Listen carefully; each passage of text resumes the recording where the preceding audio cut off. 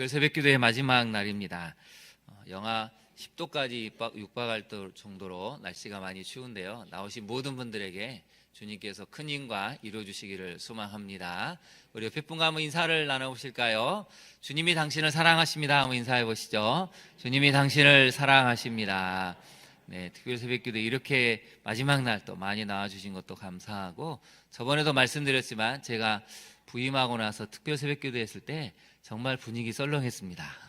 한 60명, 65명 앉으셨는데 표정들이 정말 무표정하셔가지고 특세하는 기간 내내 내가 뭘 하고 있을까 이런 마음이었는데, 지금은 2배로 늘었습니다. 하나님께서 우리의 마음을 바꾸셔서 기도하는 자리, 또 말씀을 사모하는 자리 이렇게 나오게 하셨죠.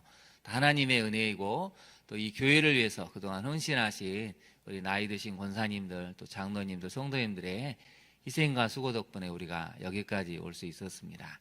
그래서 여러분, 나이 드신 우리 권사님들 위해서 기도 많이 해주시고, 지금은 또 많은 분들이 요양원에 또 집에 움직이지를 못하셔서 거동이 불편하신 분들이 참 많이 있습니다. 그래서 여러분, 이럴 때 오늘 하루만큼은 우리 권사님들에게 전화도 한번 해주시고, 우리 권사님 기도 덕분에 우리가 여기까지 왔습니다 라고 한마디가 정말 큰 위로가 되고 힘이 됩니다. 또 여기 계신 모든 분들이 10년, 20년, 또 30년, 40년 후에는 그런 고백을 들을 수 있는 우리 믿음의 직분자들, 우리 성도님들 되시기를 진심으로 소망합니다. 여러분은 2년 전에 뭘 하고 있으셨습니까? 2년 전 지금, 2년 후 오늘은 여러분 어떻습니까? 좀 달라지셨나요? 제가 볼 때 한 가지는 달라진 건 분명합니다. 특세에 나오셨다는 것이죠. 이 신년 특별 새벽기도에 나오시고, 또 기도의 제목도 넓어지시고, 그래서 여러분, 우리 특세 기간이 하나님을 더욱 만나고 또 말씀을 경험하는 참 행복한 시간이었기를 소망합니다.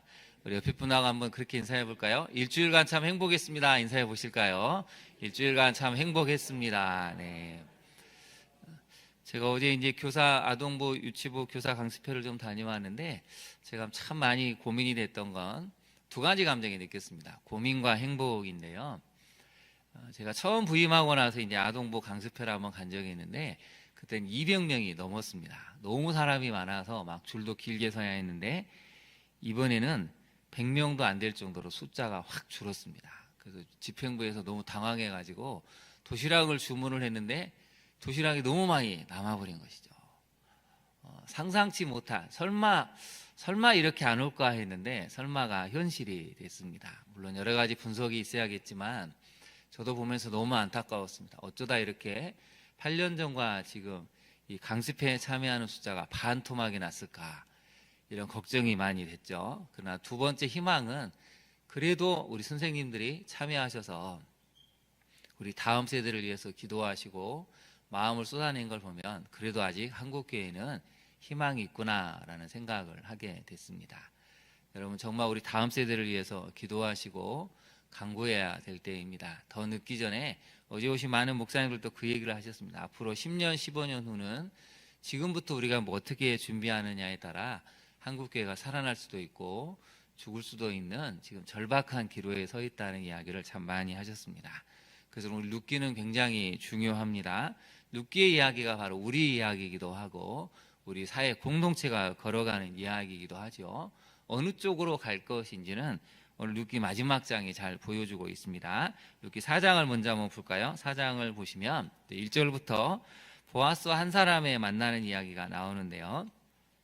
근데 그 전에 제가 이제 룻기를 묵상하면서 한 가지를 깨달았습니다. 여러분, 나오미는 10년 안에 완전히 망해버렸습니다. 망해도 이렇게 망할 수가 없습니다. 쫄딱 망해버렸죠. 여러분, 재산을 잃고 좀 다친 것은 괜찮은데 사람을 잃어버린 것은 해볼 수가 없는 것입니다. 남편을 잃었습니다. 아들 둘을 잃어버렸습니다. 여러분, 고대 시대에 뭘 할 수 있겠습니까? 완전히 망했죠. 망해도 이렇게 망해버릴 수가 없습니다. 처음에는 나갔을 때는 만반의 준비를 하고 상당히 많은 재물을 가지고 나가는데 10년 만에 남편을 잃고 2 아들을 잃고 고향으로 돌아올 때는 여러분, 아무것도 가진 것이 없이 이방 며느리인 이 룻만 함께 돌아왔죠. 여러분, 사람들이 제일 무서워하는 게 무엇인지 아십니까? 시선이죠. 시선을 사람들은 제일 무서워합니다. 그러니 여든 야든 여론이 어떻게 돌아가냐에 따라 촉각을 세우죠.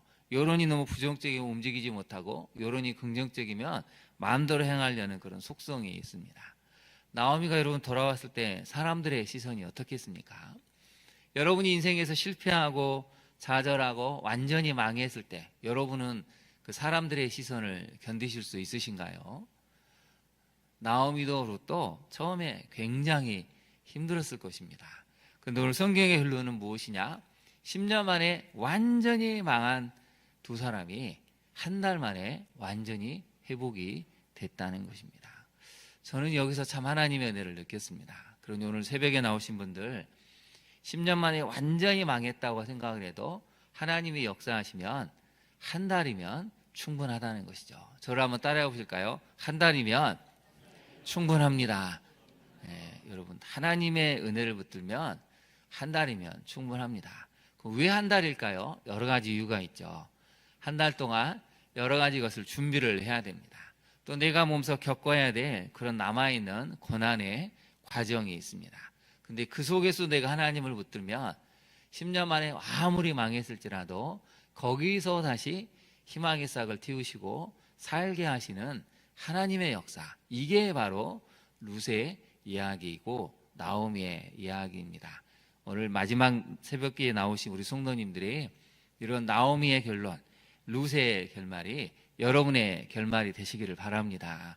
여러분 아무리 망했을지라도 우리가 하나님을 붙들면 다시 시작하게 하시고 다시 살게 하시는 것이 룻기가 들려주고 싶은 내용이죠. 이제 본문을 한번 들어가 볼까요? 오늘 본문을 보면 굉장히 재미있는 단어가 하나가 나오죠. 4장 1절에 보시면 어떤 단어가 가장 재미있는 단어입니까? 네, 저를 보지 마시고 성경을 봐야 됩니다. 성경에 보면 어떤 단어가 재미있는 단어가 나오죠? 네, 아무개여가 나옵니다. 아무개. 성경에 아무개라는 단어가 나온다는 게 이게 놀랍죠. 여러분이 쓸 글을, 이 룻기를 쓴 사람은 이 사람이 누군지를 아는데 왜 아무개라고 썼을까요? 하나님의 구속사에서 제외된 사람이라는 것이죠. 우리가 마지막 천국에 갔을 때 분명히 요한계시록은 알려주고 있습니다. 생명책에 기록된 사람과 기록되지 않은 사람이 있다고. 그러니 오늘 본문에 등장하는 아무개는 당시에는 나름 유명한 사람이고 유력한 사람인데 하나님 나라에서는 제외가 된 사람이라는 것이죠. 그래서 이름이 기록되지 않았다는 것입니다. 그래서 여러분 특별 새벽기도에 나오신 여러분은 이미 하나님의 생명책에 기록된 사람입니다. 여러분의 이름은 하나님이 기록하고 계시고 기억하고 계시는 것이죠. 그러니 여러분 자부심을 가지셔야 합니다. 우리 옆에 사람 한번 칭찬해 볼까요? 당신 하나님이 기억하시고 기록하신 사람입니다. 한번 해볼까요? 시작. 당신 하나님이 기록하시고 기록하신 사람입니다. 여러분 믿습니까? 네, 하나님이 여러분을 기억하시고 기록하는 사람이죠. 그래서 성경은 철저하게 하나님의 구속사에 들어온 사람과 들어오지 않은 사람들에 대한 결말이 어떻게 되는지를 잘 보여주고 있습니다. 4장 1절에 보면 이제 어제 룻과 보아스가 그 거룩하고 아름다운 그런 밤을 보낸 다음에 많은 이야기를 했겠죠. 살아온 이야기를 서로 나누면서 하나님이 어떻게 이끄실지를 서로 기대하고 기도하는 마음으로 이제 하루가 시작이 됐습니다. 보아스는 아침이 되자마자 성문으로 올라가서 이제 거기 앉아 있었습니다. 성문으로 올라가 앉아 있는 사람들은 보통 그 성읍에 유력한 사람들이 앉아 있습니다. 그래서 이제 거기 앉아서 자기가 생각했던 사람이 지나가기를 기다리고 있었는데 마침이라는 단어가 나오죠. 마침. 이 나오미의 집안에 기업을 물을 자가 이렇게 지나갔습니다. 그래서 이제 불렀죠. 그리고 아무개여 이리 와서 앉으라 하면서 상황을 설명을 해줍니다. 이러이러한 상황인데 어떻게 할 거냐 물어봤죠.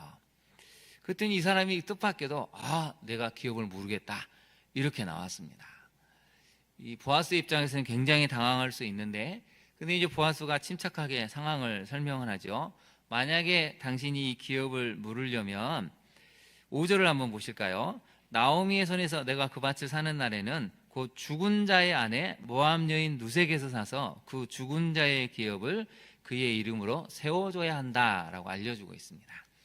만약에 기업 물을 자의 책임을 다해서 룻에게서 아들을 낳아주면 그 아들이 그 모든 것을 다 가져갈 수 있다는 것을 당신이 염두에 두고 이 책임을 이행해야 한다 했더니 6절을 한번 같이 읽어볼까요? 그 기업 물을 자가 이르되 나는 내 기업에 손해가 있을까 하여 나를 위하여 물으지 못하노니 내가 물을 것을 내가 물으라 나는 물으지 못하겠노라 하는지라. 이런 제안을 받았다면 이 사람이 선뜻 처음에는 이익이 많을 줄 알았는데 오늘 본문을 한번 보실까요? 두 가지 이유 때문에 거절을 합니다. 첫 번째는 손해가 있을까 봐. 이 사람의 관점은 철저하게 무엇입니까? 인생을 살아갈 때 항상 나한테 이익이 되는가 손해가 되는가, 이 사람은 나한테 도움이 될 수 있는가 도움이 되지 못하는가가 항상 인생의 가치관이고 무슨 일을 결정하든지 그 기준에 따라 결정을 하는 것이죠. 두 번째는 뭐냐면 나를 위하여입니다. 모든 일을 결정할 때 나를 위해서만 결정을 하는 것이지 상대방을 위해서는 결정하지 않는다는 것이죠. 그래서 거기다 밑줄을 그어보실까요? 손해가 있을까? 두 번째, 나를 위하여. 이게 인생의 중요한 기준점이라는 것이죠. 그래서 첫 번째 메시지를 한번 살펴볼까요? 첫 번째 메시지는 인생의 기준과 가치관을 물질과 이익에만 둘 때 하나님의 구속사에 참여할 기회를 잃어버리게 된다는 것입니다. 여러분, 우리가 잘 알지 못하지만 늘 우리가 세상의 기준으로 물질 또 나에게 이익이 되는 것만 자꾸 혈안이 되어 있으면 진짜 하나님이 우리를 구원하시고 살려주실 기회가 왔는데 그걸 내 기준이 어느 순간 발동이 되기 때문에 그냥 날려버리게 됩니다. 그래서 우리 자녀들에게 무엇을 가르쳐야 할까요? 처음부터 끝까지 하나님 나라 기준으로, 때로는 손해가 될 수 있고 때로는 나를 위해서 봤을 때는 좀 억울할 수도 있는데 그게 하나님의 관점에서 봤을 때는 이게 나를 위한 것이다 라는 걸 깨달으면 그걸 선택할 수 있는 힘을 길러줘야 합니다. 근데 오늘 본문은 오죽하면 이 사람의 이름을 아예 기록도 안 하고 아무개여라고 했을까요? 이 사람은 거기에는 관심이 없다는 것이죠. 오직 이익이 되는 게 뭐지? 나를 행복하게 해줄 수 있는 건 뭐지? 그러다 보니까 누수를 봤을 때 도저히 나는 그렇게 못하겠다라고 당신이 하시오라고 해버린 것이죠. 적용을 한번 해볼까요? 여러분, 마침 하나님의 구속사에 참여할 기회를 세상의 기준과 이익의 관점으로만 판단해서 놓치고 있지는 않습니까? 여러분, 4절에 보면 마침이라는 단어가 나오죠. 마침. 성경에는 한번 우리가 살펴보지 않았습니까? 마침이라는 단어를 우리가 2장에서도 한번 봤죠. 2장으로 다시 한번 가볼까요? 2장으로 가보시면 2장 3절에서 룻이 이제 시어머니 허락을 받고 보리 추수할 때 이 베는 자를 따라서 이삭을 줍는데 우연히 보아스의 밭에 갔더니 4절에 보시니까 마침 보아스가 나타납니다. 똑같이 두 사람에게 마침이라는 상황이 벌어졌는데 한 사람은 구속사의 기회에 탁 참여할 기회를 얻어서 예수 그리스도의 족보의 이름을 올리고, 한 사람은 마침 그런 기회를 잡을 수 있었는데 이 사람이 영순이었는데 어떻게 됩니까? 그 기회를 날려버렸다는 것이죠. 여러분, 우리 인생에도 우연히 마침이 수시로 찾아옵니다. 근데 우리가 준비가 되어 있지 않으면 그냥 내 기준, 내 세상의 기준으로 오직 나를 위한 이익의 관점으로만 판단하기 때문에 그 기회 자체를 날려버리는 경우가 얼마나 많이 있는지 모릅니다. 여러분, 말씀의 기준을 세우십시오. 좀 손해가 되더라도 하나님이 원하신 것이라면 그걸 받아들일 때 오히려 그걸 통해서 하나님의 놀라운 구속사가 우리에게 이루어지게 되고 복을 받는 은혜의 역사가 나타나게 된다는 것이죠. 두 번째로 한번 적용해 볼까요? 우리 자녀들의 가치관은 말씀의 가치관에 뿌리를 내리고 있습니까? 여러분의 자녀들은 지금 어떤 가치관으로 살아가고 있습니까?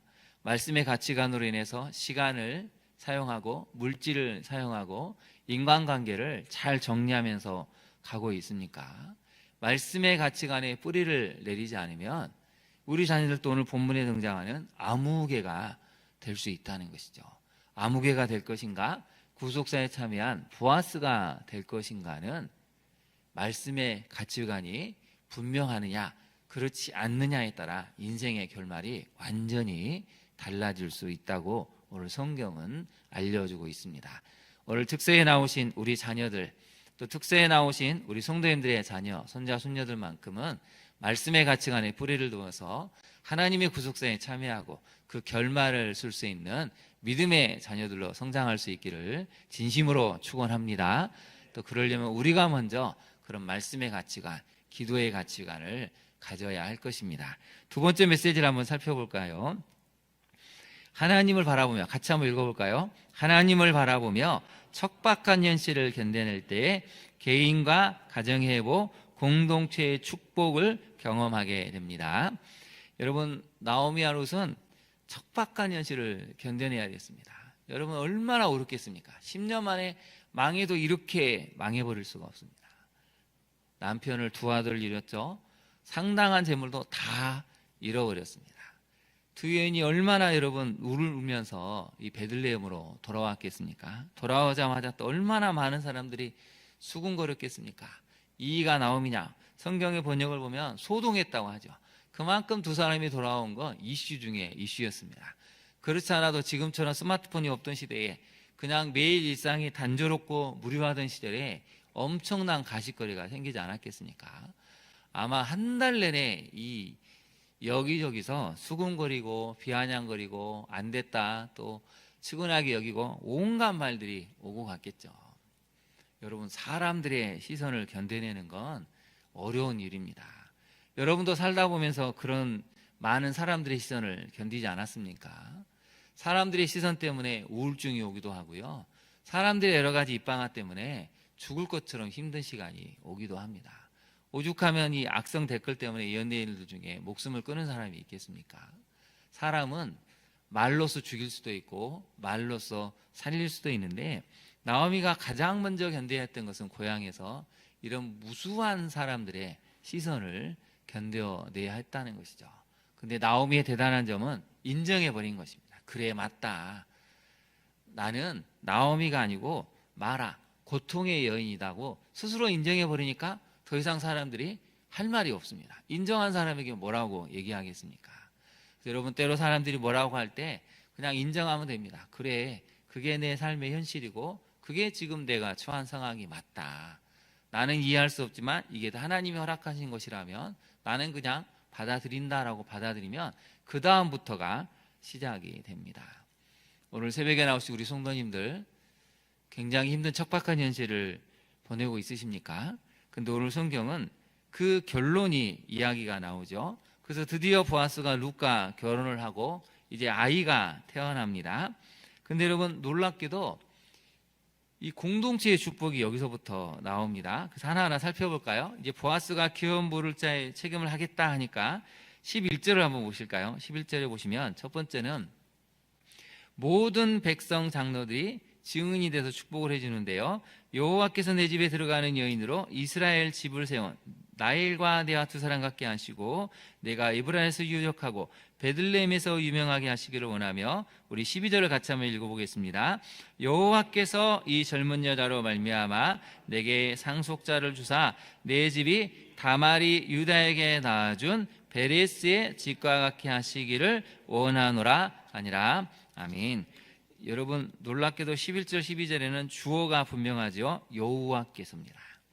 그래서 여러분, 축복하실 때 여호와께서 당신을 축복하시기를 원합니다. 여호와께서 당신의 자녀를 축복하기를 원하십니다. 이 주어가 분명해야 됩니다. 사람이 할 수 있는 게 아니고 하나님이 하실 수 있는 것이죠.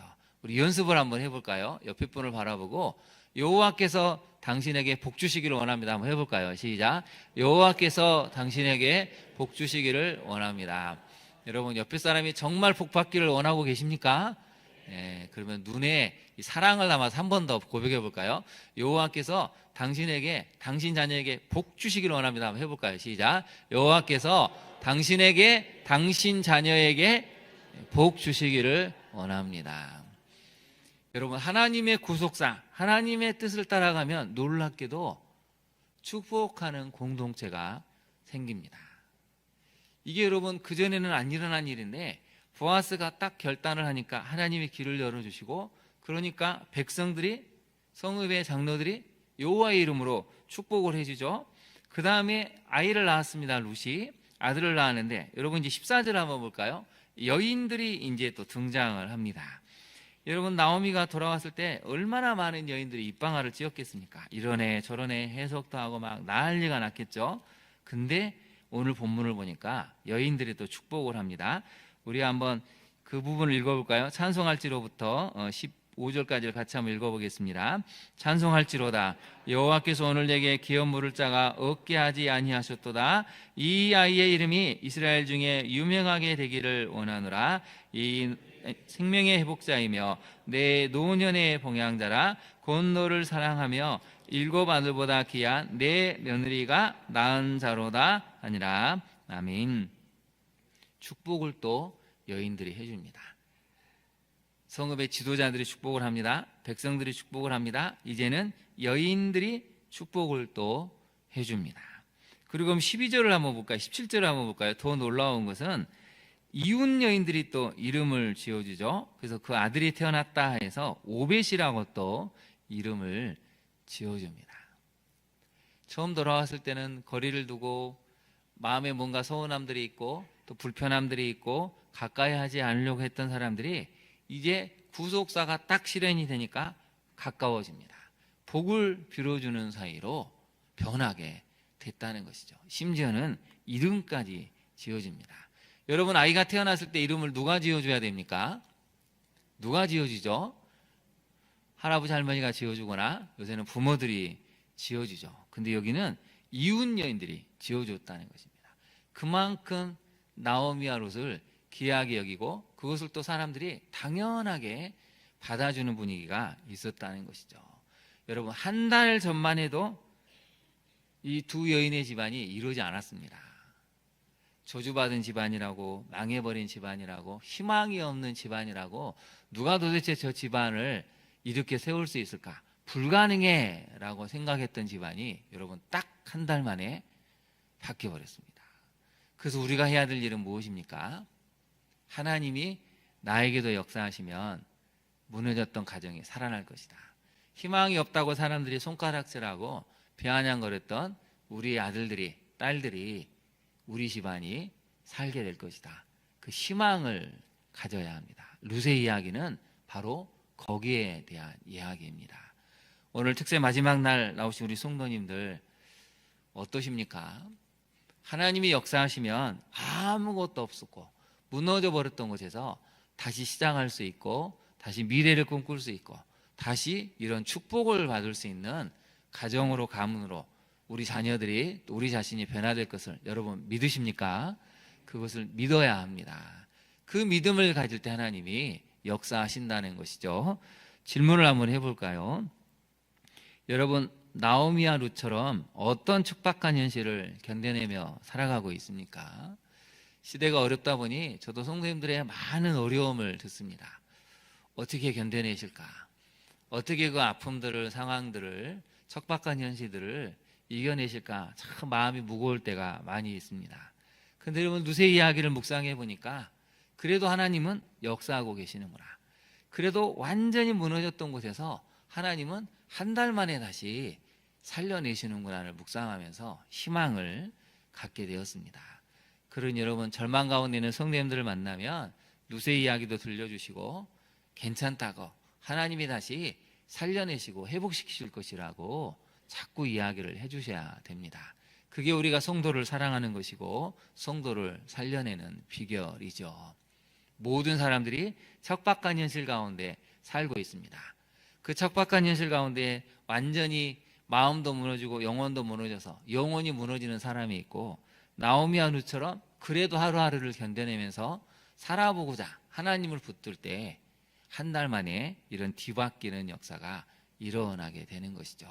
오늘 특세에 나오신 모든 분들이 한 달 만에 그런 기적이 일어나는 그 역사를 여러분 인생 가운데 체험하실 수 있기를 진심으로 축원합니다. 저를 한번 따라해 볼까요? 하나님이 역사하시면 한 달이면 충분합니다.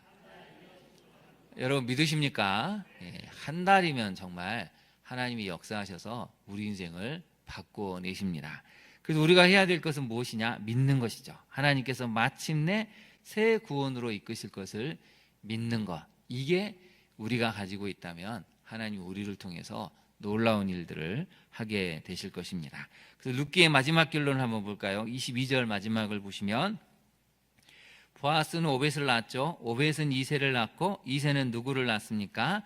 다윗을 낳았다고 알려지죠. 그러면서 이제 사무엘상 다윗의 이야기로 건너가게 됩니다. 룻기는 놀라운 책입니다. 다윗의 이야기, 예수 그리스도의 육신의 조상인 다윗의 이야기가 어떻게 시작이 되는가? 아무것도 가진 것이 없고 다 무너졌던 이방 여인들, 그의 시어머니 나오미의 이야기를 통해서 하나님이 어떻게 하셨는가를 들려주는 놀라운 이야기죠. 그래서 여러분 성경에 보석을 찾으라 그러면 룻기가 그 중에 한 성경이기도 합니다. 보석 같은 이야기가 숨겨져 있죠. 여러분 인생도 하나님이 보석 같은 이야기로 만드실 것입니다. 그러니 여러분 어떤 일이 있더라도 희망을 포기하지 마시고 힘을 가지십시오. 하나님이 내 인생을 보석 같은 이야기로 만들어줄 것이다. 그런 희망을 가진다면 여러분을 그렇게 이끌어 주실 것입니다. 우리 마지막으로 우리 자신에게 한번 고백해 볼까요? 하나님이 내 인생을 보석 같은 이야기로 바꿔주실 것이다. 이 희망을 가지고 저를 한번 따라해 보실까요? 하나님이 내 인생을 보석 같은 스토리로 만드실 것입니다. 네, 여러분 그렇게 믿으십니까? 네, 우리 옆에 분에게도 한번 그렇게 고백해 볼까요? 당신의 스토리는 보석 같은 스토리입니다. 한번 해볼까요? 시작. 당신의 스토리는 보석 같은 스토리입니다. 그렇게 바뀌실 것을 믿으시죠? 네, 우리 시간 함께 기도하도록 하겠습니다. 오늘 주신 말씀을 생각하고 하나님, 아무리 척박한 현실이라도 하나님을 믿고 따르는 룻과 나오미 때문에 하나님은 한 달 만에 놀라운 반전을 만드셨습니다. 우리 인생이 변화되는 데에도 여러분 한 달이면 충분합니다. 중요한 건 믿음이죠. 다 망해버려도, 다 무너졌다고 생각해도 다시 하나님을 붙들면 여러분 거기서 새롭게 시작이 됩니다. 문제는 우리가 믿음이 너무 약해졌다는 것이죠. 하나님, 다시 한번 내 인생이 하나님의 은혜 때문에 그 은혜로 살아날 수 있는 은총을 달라고 나오미와 룻과 같은 척박한 현실을 견뎌내고 하나님의 살아계심을 믿고 견뎌낼 수 있는 믿음을 달라고 기도하기를 원합니다. 또한 두 번째로 우리 인생의 기준과 가치관을 말씀의 가치관으로 두어서 우리에게 찾아오는 구속사의 기회를 놓지 않는 우리 모두가 될 수 있게 해달라고 우리 먼저 이것을 위해서 간절히 기도하며 나아가겠습니다.